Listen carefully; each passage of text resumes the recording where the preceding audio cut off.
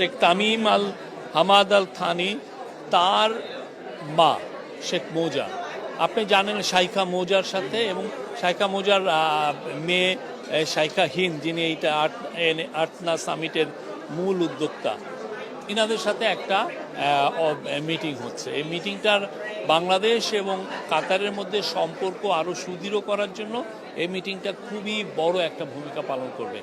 শাইখা মৌজা, আপনি জানেন কি না, পুরো আরব ওয়ার্ল্ডে উনার চেয়ে পাওয়ারফুল ওমেন আর নাই। উনি খুবই পাওয়ারফুল ওমেন। উনি একক নেতৃত্বে এই কালচারে, কাতারে বা পুরো আরব ওয়ার্ল্ডে যেই ধরনের কালচারাল এস্টাবলিশমেন্ট করেছেন, এটা অতুলনীয়। কাতারে যে দেখবেন যে ইসলামকে নিয়ে যে একটা বড় তারা মিউজিয়াম করেছে, তারপরে কাতারে আপনি দেখবেন যে বড় বড় আমেরিকান বড় বড় ইউনিভার্সিটির শাখাগুলো এসে কাতারে সেট আপ হয়েছে। এটার মূল উদ্যোক্তাদের মধ্যে ছিলেন হচ্ছেন শাইখা মৌজা।